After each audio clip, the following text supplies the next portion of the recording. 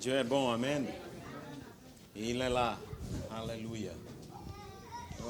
Ce que je peux vous dire, c'est que l'honneur, c'est à moi d'être ici.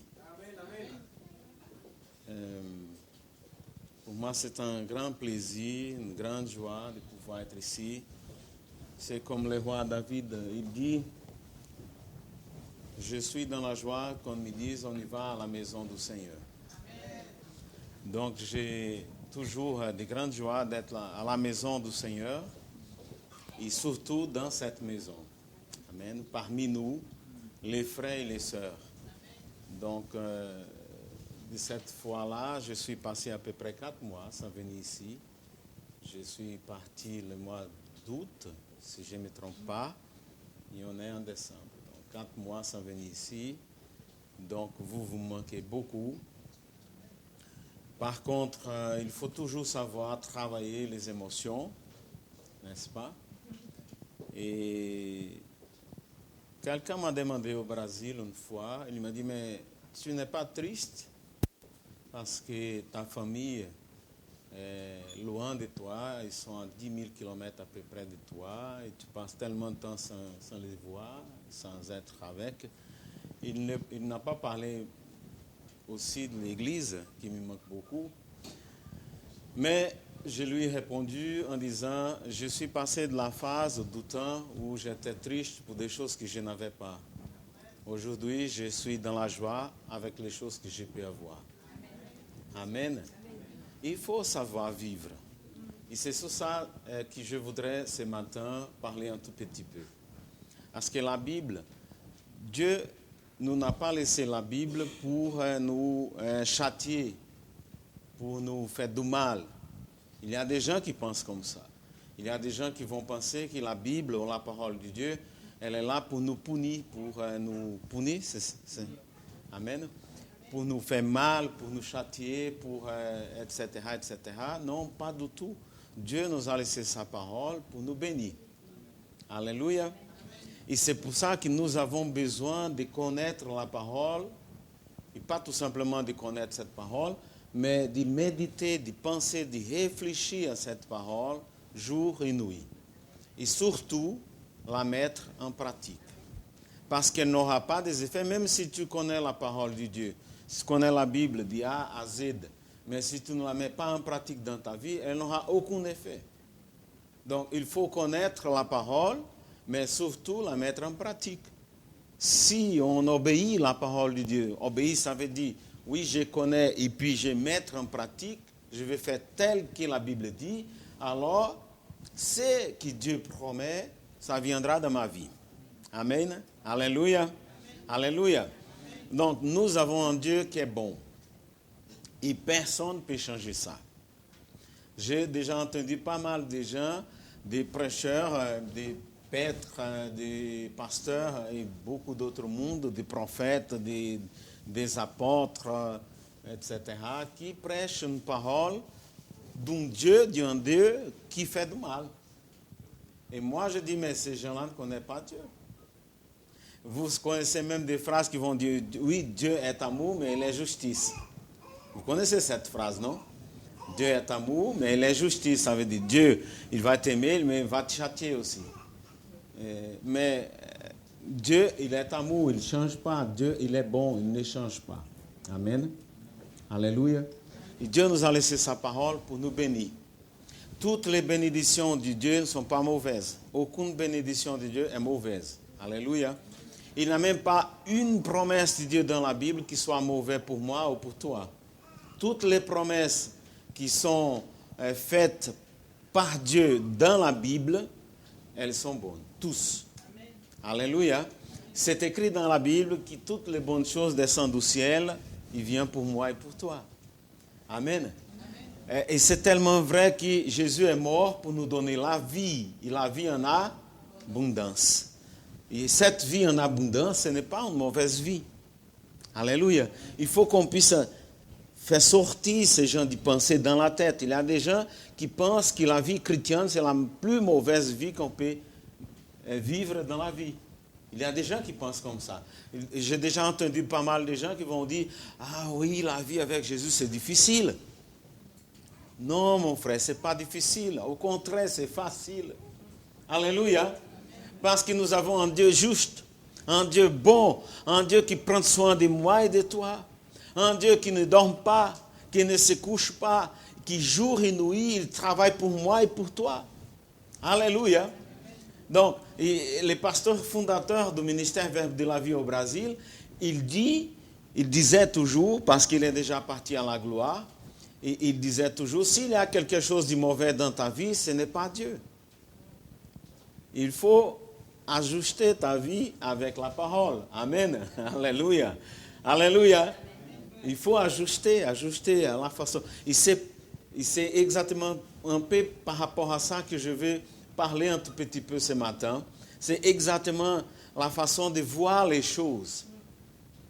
Comment tu es en train de regarder la vie. La Bible parle beaucoup des yeux et de la façon de regarder la vie. Alléluia. Et évidemment, la façon comme tu regardes les choses, ça va mener ta vie. Dans le livre d'Ésaïe, c'est écrit, Deutéronome, je vais mettre devant toi les chemins de la vie et de la mort. Donc, devant moi et devant toi, il y a les chemins de la vie et les chemins de la mort. Il dit, choisis les chemins de la vie. Donc, Dieu nous conseille de prendre les chemins de la vie. Alléluia. Et ces chemins de la vie, ça passe surtout et aussi par la façon qu'on regarde les choses qui nous entourent. Il faut toujours savoir une chose. Nous ne vivrons pas par ce qu'on voit. On vit par la foi. Alléluia. Qu'est-ce que c'est la foi? C'est la ferme certitude des choses qu'on attend. Amen. Et la certitude des choses qu'on ne voit pas. Donc, la foi, elle ne se comporte pas comme les gens du monde. Les gens du monde vont croire à ce qu'ils voient.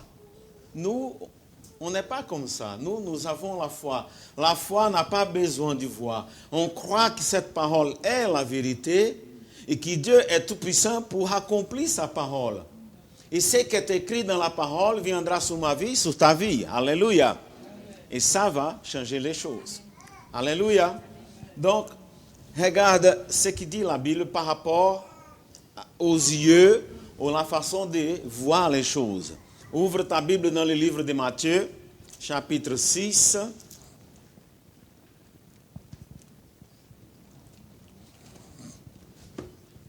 La Bible dit qu'il ne faut pas se conformer à ce monde-là. Alléluia. Il ne faut pas se conformer à ce monde-là. Mais changer la façon de penser. Alléluia. Matthieu 6, 22.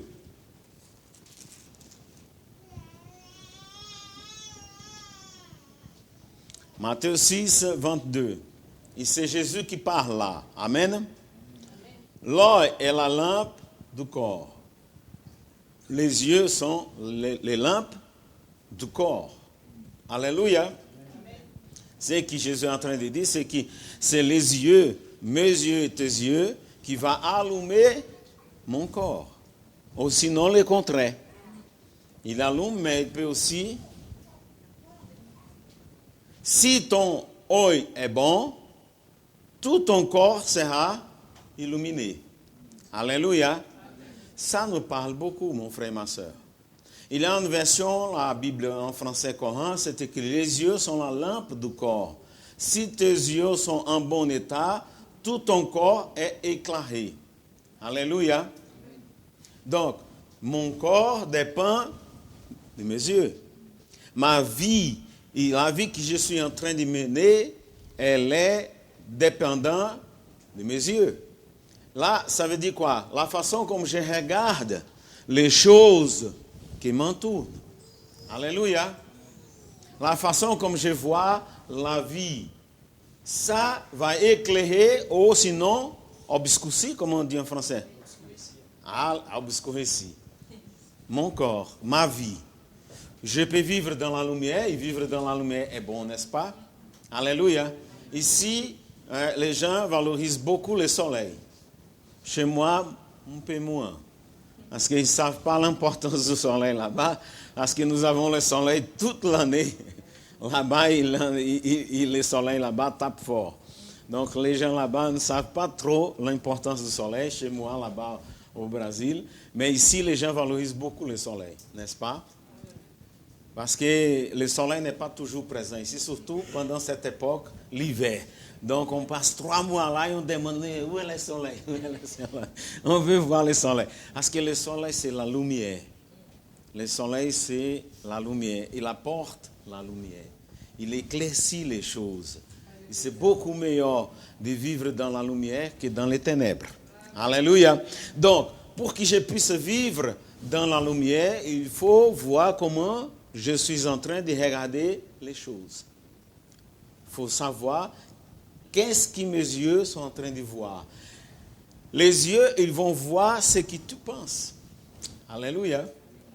Tu peux regarder une personne, tu la vois, et tu peux faire une lecture. Bon, cette personne, elle est mauvaise. Ou elle va me faire mal. Bon, tu ne le sais pas. Tu viens de connaître la personne, mais tes yeux ont déjà guidé ta réaction vis-à-vis d'une personne que tu ne connais pas. Ah, elle est mauvaise. Ah, elle va me faire mal. Bon, la personne, tu ne la connais pas, n'est-ce pas? Mais tes yeux sont en train de guider déjà ta vie. Donc, tu peux maintenant, parce que tes yeux t'amènent à voir que la personne, elle est mauvaise, donc maintenant, avoir un comportement vis-à-vis de cette personne qui peut-être, elle n'est pas comme tu la vois, mais elle deviendra ce que tu vois. Alléluia. Et ça change tout. Alléluia. Amen, amen. Donc, ce même verset est écrit dans le livre de Luc, au chapitre 11, verset 34. C'est la même chose, mais un peu plus complet. Luc 11, 34.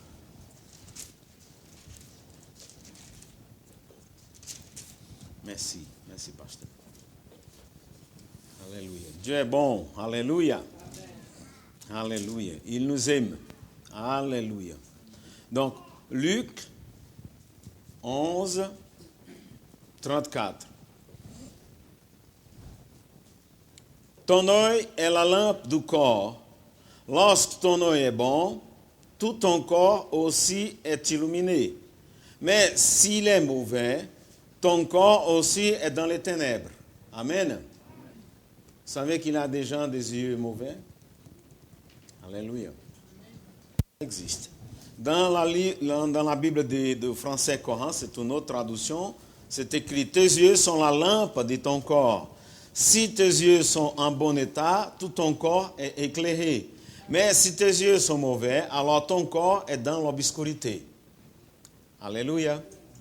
Donc il y a des gens qui ont des yeux mauvais. Ça veut dire quoi? Sa façon de regarder les choses n'est toujours pas bien. Il voit toujours les choses du côté négatif. Alléluia. Amen. Amen. Il y a des gens qui tuent, par exemple, tu arrives, tu lui donnes un cadeau, mais il regarde le cadeau et dit, mais quel est l'intérêt qu'il y a par derrière ça? Il commence déjà à maquiner dans sa tête. Il y a ces mots en français. Imaginer, penser, réfléchir. Qu'est-ce qu'il veut de moi? Voilà, tu vois? Il y a des gens, donc, tu lui amènes un cadeau, et il est dans la joie. Oh, merci. Amen. C'est une autre façon de regarder. La même chose, un cadeau, mais quelqu'un qui va se méfier. Il est en train de penser des choses qu'il ne sait pas, mais ses yeux l'amènent à avoir une réaction négative. Alléluia. Amen. Autre va être dans la joie. Donc, il a regardé les cadeaux avec des bons yeux. Mais tu peux les regarder avec des mauvais yeux. Et ça va conduire ton corps dans une réaction qui peut être bonne ou peut être mauvaise. C'est exactement ça que Jésus est en train de dire.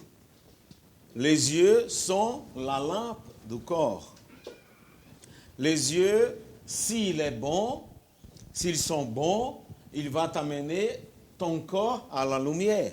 Mais si tes yeux sont mauvais, il va t'amener à l'obscurité. Il veut dire quoi? Si tu regardes le monde sans lumière, tu seras dans l'obscurité.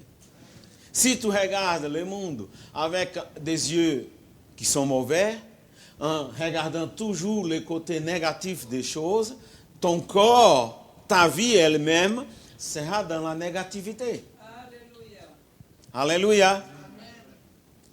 Il y a une anecdote, on dit comme ça un peu en français, au Brésil, qu'on raconte que quelqu'un qui était très positif est mort. C'est une anecdote, c'est juste pour... Et il est mort, donc les critères de sélection pour rentrer au ciel ou à l'enfer a failli, et il est tombé dans l'enfer.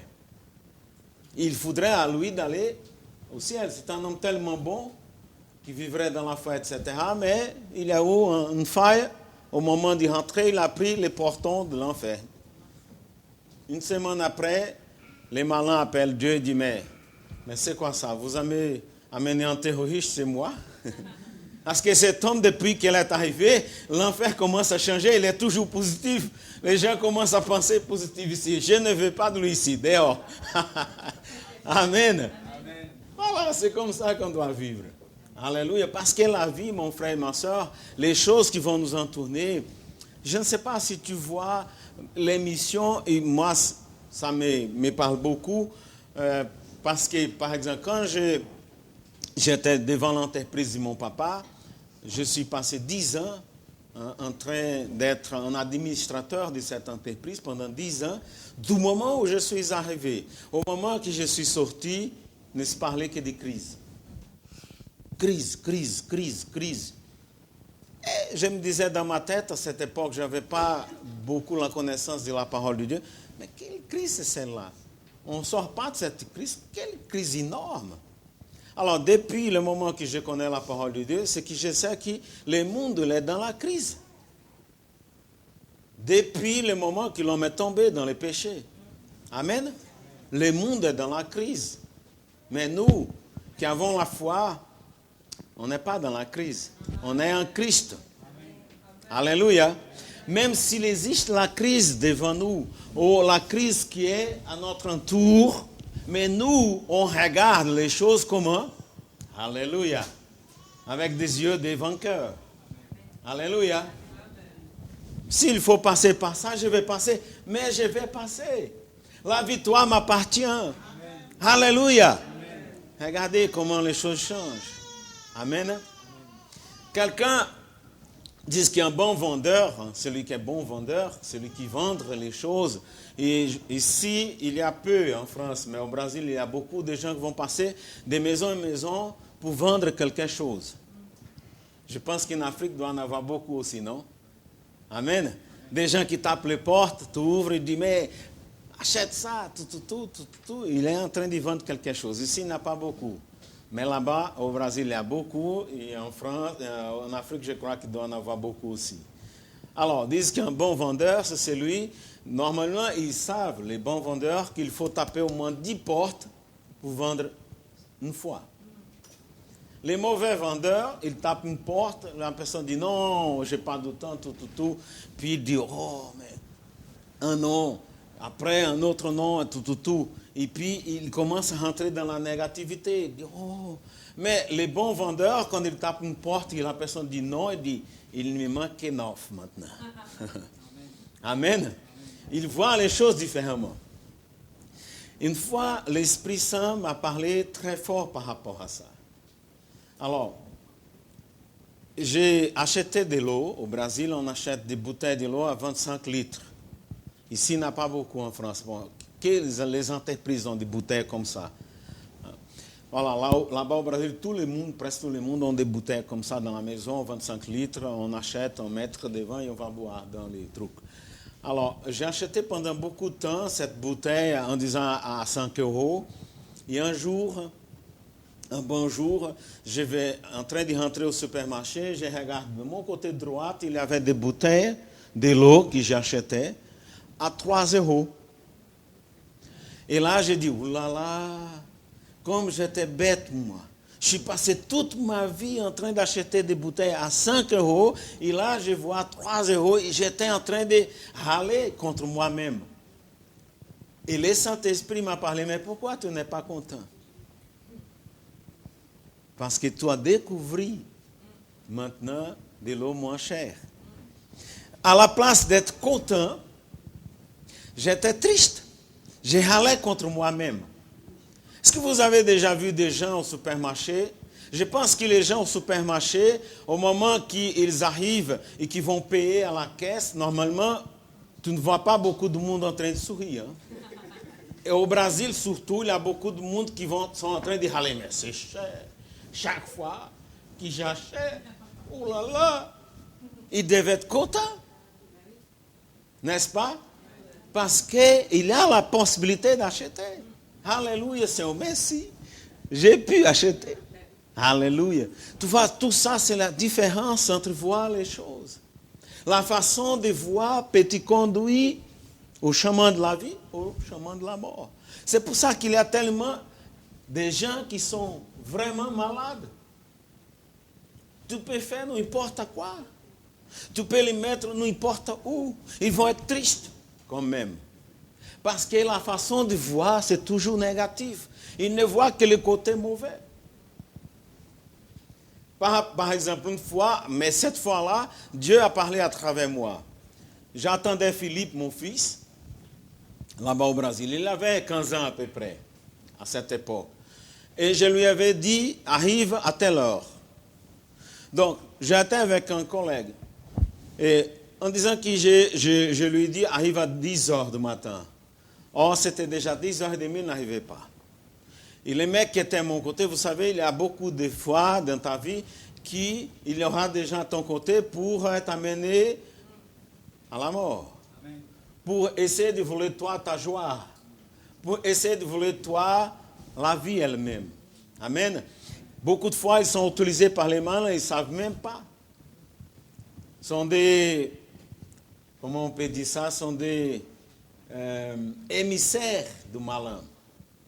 Ils sont là au service du malin, même s'ils ne savent pas. Donc ils disaient, mais toi, tu vois ton fils là, on a la demi-heure là, de retard, c'est quoi ça? Quel enfant c'est celui-là? Tout, il commençait à vouloir me gonfler contre mon fils. Donc 1 heure après, Philippe arrive. Et le mec était à mon côté, il essayait de me gonfler, contre Philippe. Et j'étais content. Il m'a dit, mais comment tu es content? Je dis, mais c'est beaucoup meilleur parce qu'il est arrivé, n'est-ce pas? C'était pire s'il n'arrive pas. Alléluia. Amen. Donc j'ai choisi le bon côté d'être content parce qu'il est arrivé. Imagine s'il n'arrive pas. C'était parce que peut-être il y a eu un accident. Et j'étais content parce que tout ce que je voudrais, c'est qu'il arrive. Alléluia. Amen. Donc j'ai choisi d'être content parce qu'il est arrivé. Et le retard, je l'ai laissé un peu à côté. Je n'ai pas tellement donné l'attention au retard qui était un peu grand, mais j'étais content parce qu'il est arrivé. Tout ce que je voudrais, c'est voir mon fils, qu'il arrive. Amen. L'heure d'arrivée, ce n'est pas très important comme l'arrivée elle-même. Alléluia. Donc, c'est toujours comme ça dans notre vie. On peut choisir toujours les bons côtés des choses. Alléluia. Amen. Par exemple, tu peux donner un conseil à ton fils, à ton enfant, mais il choisit l'autre côté. Puis tu peux être vraiment avec rage par rapport à lui, mais après tu peux dire, mais il aura besoin de ça pour apprendre. Et après, il ne dira pas que je ne lui parlais pas. Il a choisi par les bons chemins d'apprendre d'une façon avec les erreurs, parce que ce n'est pas la meilleure façon d'apprendre avec les erreurs, mais c'est aussi une façon. Amen.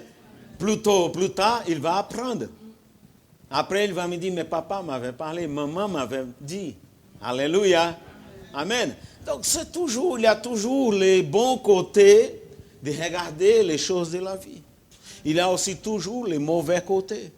Donc, le côté qui va t'amener à la rage, le côté qui va t'amener à la tristesse, le côté qui va t'amener à être dans les ténèbres, essaye de laisser ça à côté. Les yeux vont guider ton corps. La façon qu'on voit les choses va me guider à la joie ou à la tristesse. Qu'est-ce que c'est meilleur? Être dans la joie ou dans la tristesse? Alléluia. Et nous pouvons choisir. Alléluia. On peut choisir. Moi, je préfère être dans la joie. Je ne vous dis pas qu'il y a des choses qui ne viennent pas dans ma vie pour m'amener la tristesse.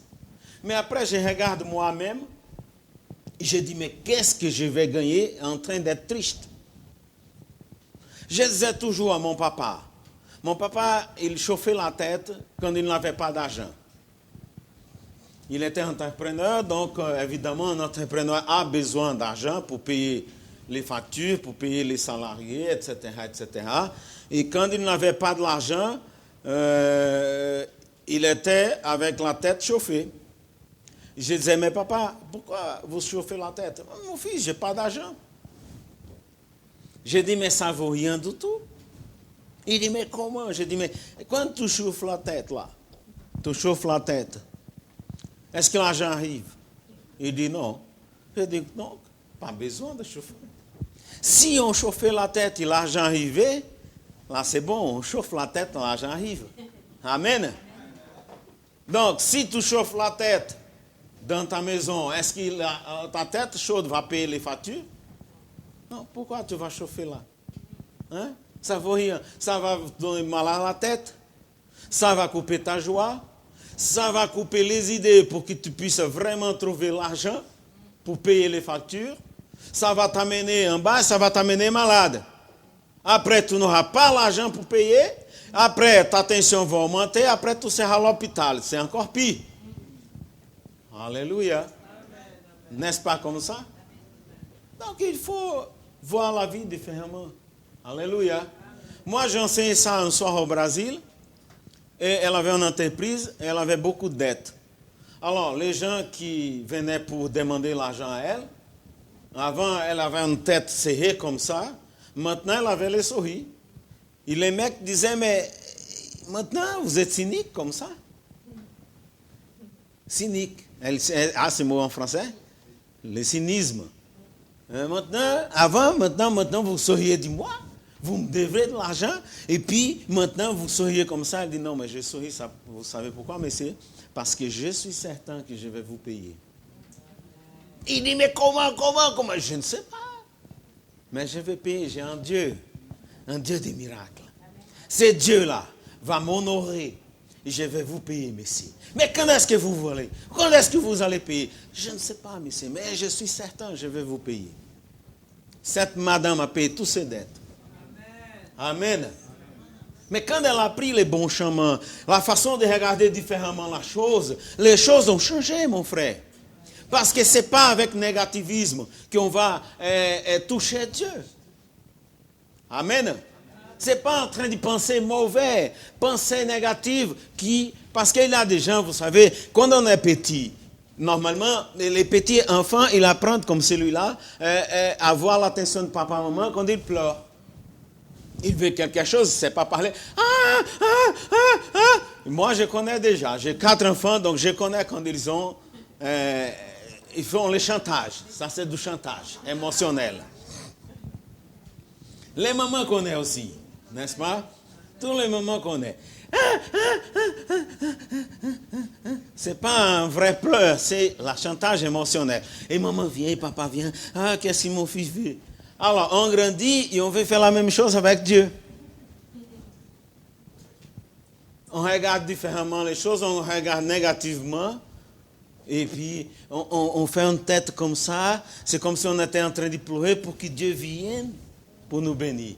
Non, mon frère, ce n'est pas comme ça. Ça ne va pas toucher Dieu. Les émotions ne touchent pas Dieu. Amen. Je ne dis pas que Dieu est insensible. Il n'est pas insensible. Ce n'est pas ça que je suis en train de dire. Mais Dieu, il est touché par la foi. Amen. C'est la foi, sa parole. Et la madame, quand elle disait, je vais vous payer, là, elle a parlé avec foi parce qu'elle n'avait pas l'argent. Et elle ne voyait pas l'argent. Elle ne voyait pas l'argent devant elle. Ce n'était pas un truc de la vision elle-même du regard, comme les gens du monde. Elle n'avait pas une promesse réelle en disant comme ça, de quelqu'un qui disait, tel jour je vais mettre sur ton compte $1 million. Ce n'était pas ça du tout. Mais par les yeux de la foi, elle était certaine que Dieu allait le bénir. Parce qu'elle voudrait honorer. Elle était un enfant de Dieu. Et Dieu ne veut pas que ses enfants soient dans la honte. Elle reconnaissait qu'elle a fait des bêtises. Elle reconnaissait qu'elle a fait des erreurs, des choix qui n'étaient pas les bons choix. Mais maintenant, elle était repentie. Et maintenant, elle voudrait qu'elle, en tant qu'enfant de Dieu, soit honorée. Et elle croit à la parole. Elle croit à ce Dieu vivant. Elle croit à ce Dieu agissant.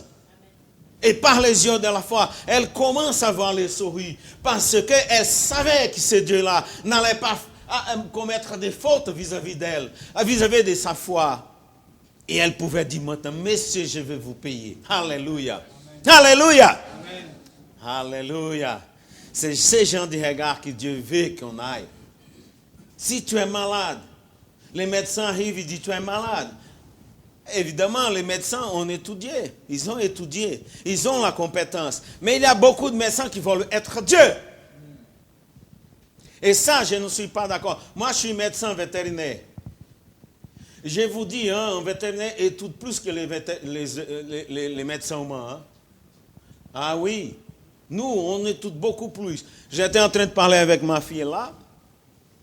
Elle m'a dit, mais papa, vous savez aussi des choses des êtres humains? Je dis oui, parce qu'on étudie les êtres humains aussi. Alléluia. On étudie les chats, les chiens, les chavals, les bovins, les ovins, les caprins, les fourmis, les abeilles, les volailles. On étudie tout. Les poissons, il faut qu'on comprenne tout. Nous, les vétérinaires, vous savez. Et un médecin humain, il n'étudie qu'une espèce, l'être humain. Et nous, on étudie toutes ces espèces et on fait encore la comparaison avec l'être humain. Amen. Toujours, c'est comme ça. Donc, on étudie beaucoup. Donc, moi, je suis médecin vétérinaire. Mais je ne suis pas Dieu. Ce n'est pas moi qui ai la dernière parole. Alléluia. Alléluia. Vous savez, nous avons ici dans notre église une sœur qui s'appelle Patricia Hodge. Patricia Hodge. Son mari a eu un accident là-bas à Saint-Martin. Quand les médecins sont arrivés, sa voiture a tapé l'autre comme ça, touf. Et quand les médecins sont arrivés, ils ont dit il est mort.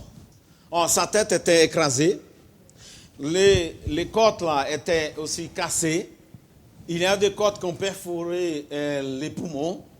Les corps étaient déplacés. Et quand les médecins avaient dit non, il est mort. Une infirmière dit non, il n'est pas mort, il respire encore. Donc ils ont amené à l'hôpital, ils ont mis des tuyaux, tout. Il était dans les combats. Et ça, c'est des témoignages que Patricia Hodge nous a donnés ici. Et chaque jour, les médecins venaient dire, mais il faut débrancher la machine.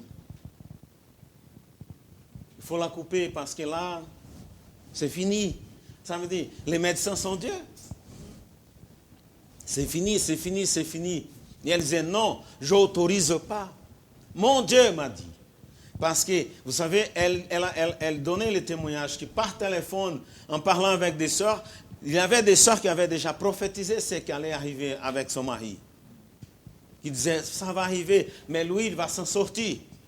Il ne sera pas mort. Donc, elle savait, et elle a gardé sa foi. Et tous les jours, les médecins, quand elle était allée là-bas, parce qu'elle est partie à Saint-Martin, les médecins, on va débrancher. Elle dit, non, je n'autorise pas. Jour à jour. Et il n'avait pas d'amélioration.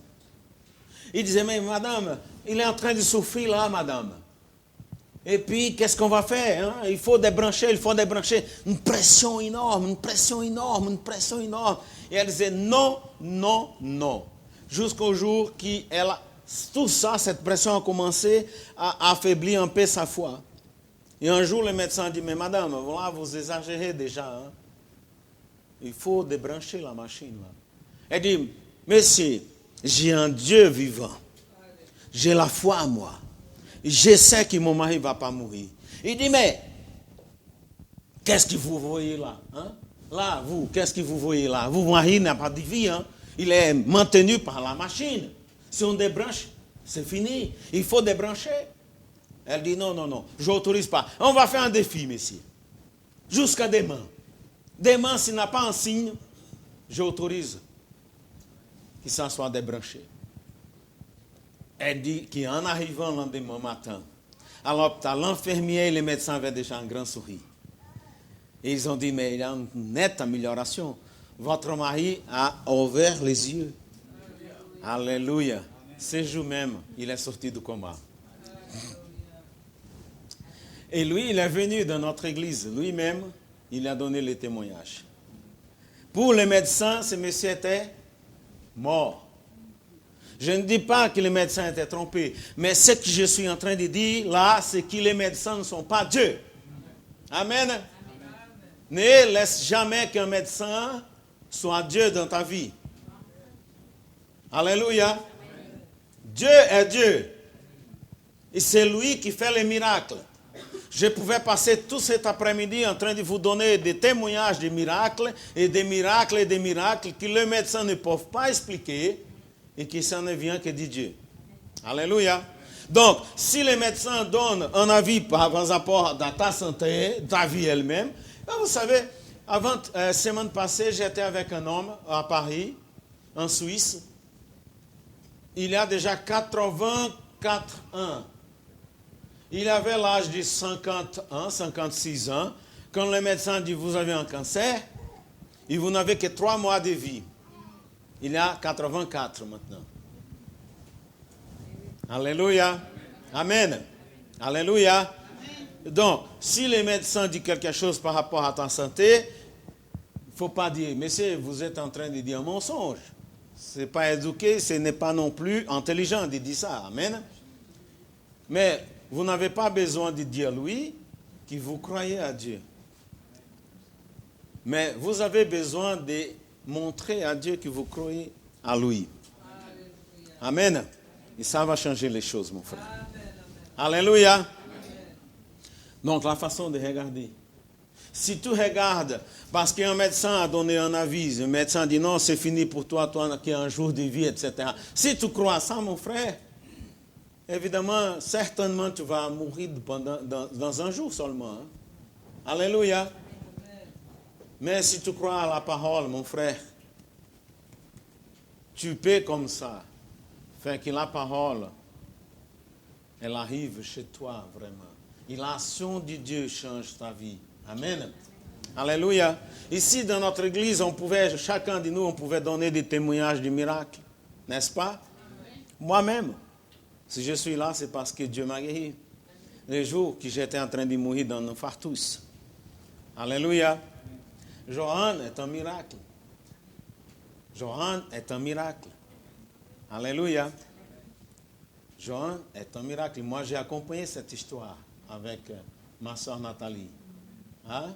Alléluia. Johan ne pouvait pas venir. Mais elle est là. Alléluia. Et les médecins ne peuvent pas.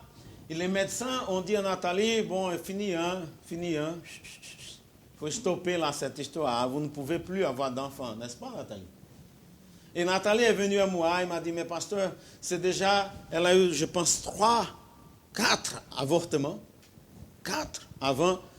Et elle m'a dit, mais les médecins ont dit à moi de m'arrêter, c'est déjà trop. Elle dit qu'ils m'ont encore vieilli, je n'ai plus la condition. Et pasteur, qu'est-ce que vous me disiez, vous? Je lui ai dit, j'ai dit à Nathalie, fais comme ta foi te dit de faire.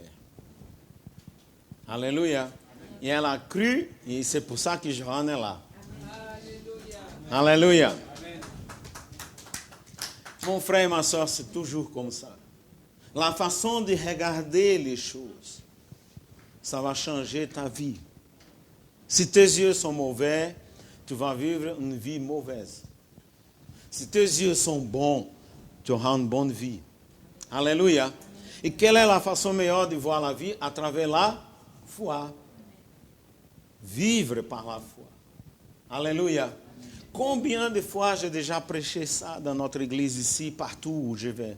Combien de fois j'essaie d'enseigner les gens qu'il faut vivre par la foi? Alléluia.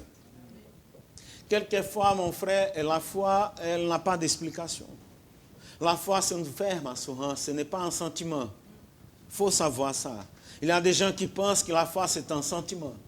Oui, je suis plein de foi. Non. quelquefois ta tête, ta pensée elle-même, te conduit à la doute. Les doutes. C'est les Amen. Va te conduire les doutes. Oh, là là, je crois que, papa, je pense que, non, mais j'ai la certitude en moi-même. Alléluia. Quand tu penses, tu vois combien de fois j'ai eu cette expérience, les émotions, les choses que j'ai vues devant moi m'amenaient à penser que j'allais mourir, par exemple. Mais donne-moi la vie, donne-moi la certitude. Alléluia. Amen. Alléluia. Ici, nous avons eu dans notre église aussi un frère ici du Tours, qui lui, il a eu un cancer très rare et que les médecins ont dit que 3 mois pour toi. Et lui, il avait vu dans la Bible, je pense que dans les livres des Proverbes, qui disait cette maladie n'est pas pour la mort, mais pour la vie. Il s'apprit seulement avec cette parole. Seulement avec ces versets, il a mis dans son cœur, ça c'est pas pour la mort, mais c'est pour la vie. Je ne vais pas mourir, je vais vivre. Et vous savez, il est vivant. Hein? Ça fait des années et des années. Alléluia. Amen. Il est un des rares cas parce que ce genre de cancer n'a pas de guérison. Pas la possibilité. Mais lui, il est vivant, il est bien. Il était dans notre église pendant beaucoup de temps ici. Alléluia. C'est, comment il s'appelle? C'est Jean-Claude? Jean-Paul. Jean-Paul. Alléluia. Amen. Il habite au centre des Tours. Aussi, il nous a donné des témoignages dans notre église. Il y a beaucoup comme ça. Lui, il a fléchi ses yeux dans un WC. Un seul WC, il a mis ses yeux. Il n'a pas détourné ses yeux à gauche, à droite, mais tout simplement, un jour, il a ouvert la Bible et Dieu lui a parlé. Ça, c'est pour la vie, pas pour la mort. Il a cru à ça, mon frère. Amen. Alléluia. Amen, amen. Gloire à Dieu. Vous savez, il y a une femme, quelqu'un qui fait l'interview à une jeune femme. Il dit, mais qu'est-ce que vous disiez par rapport à cette loi-là de la retraite? Elle dit, vous savez, j'ai fait les calculs et à mon âge, jusqu'à l'âge que je vais partir à la retraite, ça va passer au moins 4 gouvernements. 4-5 gouvernements. Donc, d'ici là-bas, ça peut changer beaucoup. Donc, ça ne me regarde pas. J'ai trouvé bien ça. C'est super, n'est-ce pas? Parce que oui, c'est vrai, il y a beaucoup de choses qui peuvent changer, n'est-ce pas? Alléluia. Gloire à Dieu. Alléluia. Alléluia. Amen. Comment tu es en train de voir ta vie? Est-ce que c'est à travers les yeux de la négativité?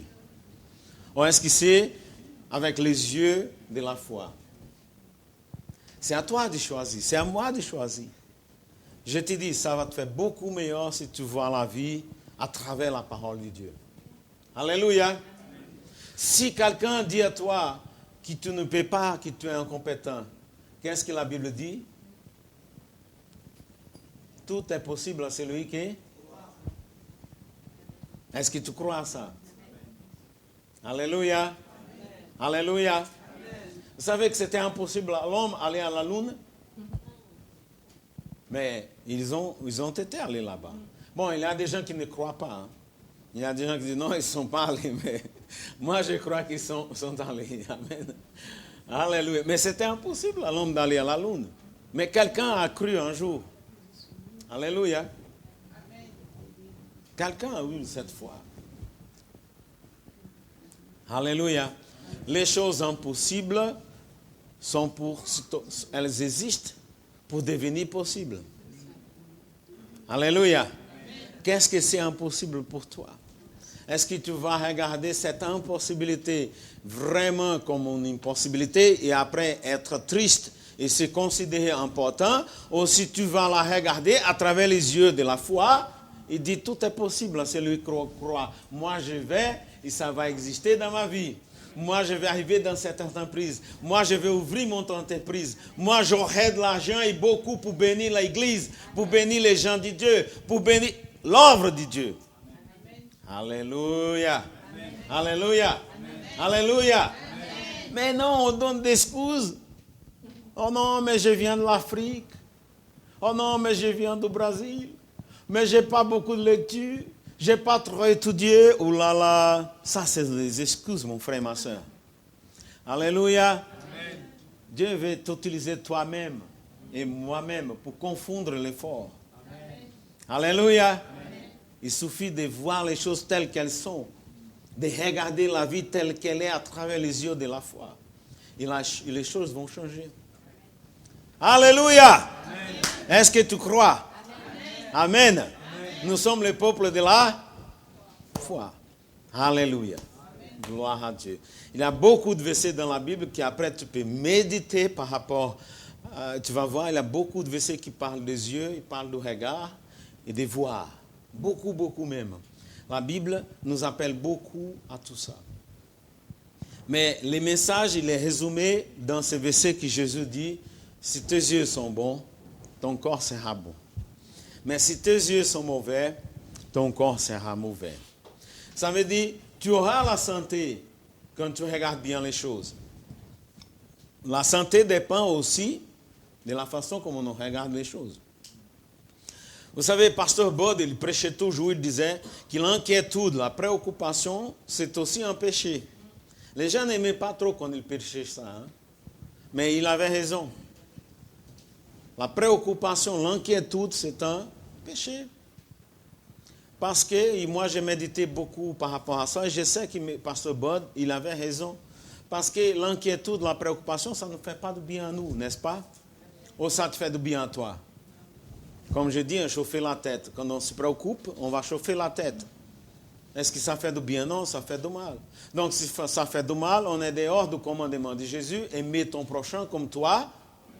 Donc, si toi-même, tu te permets de faire du mal à toi-même, donc tu n'es pas en train de s'aimer. Donc, tu es dehors du commandement de Jésus, donc tu es dans les péchés. Alléluia. Amen. Alléluia. Amen. Gloire à Dieu. Alléluia. Donc, il faut savoir vivre. Et c'est pour ça que Dieu nous a laissé sa parole. Alléluia. Amen. Sa parole existe pour nous bénir, n'est pas pour nous châtier. Pour nous donner la vie en a. Alléluia. Choisis donc la vie. Choisis voir les choses de bon côté. Il y a un verset dans la Bible, dans le livre de Romains, chapitre 12, qui dit « Toutes choses concourent au bien de ceux qui aiment ».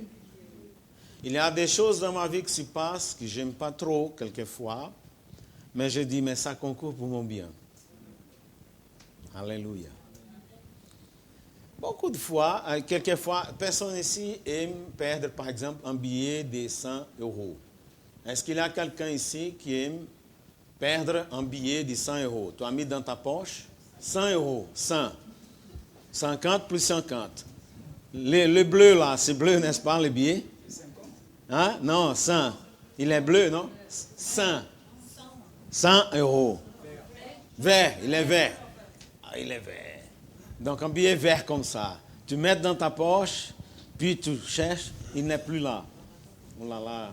Personne n'aime ça, n'est-ce pas?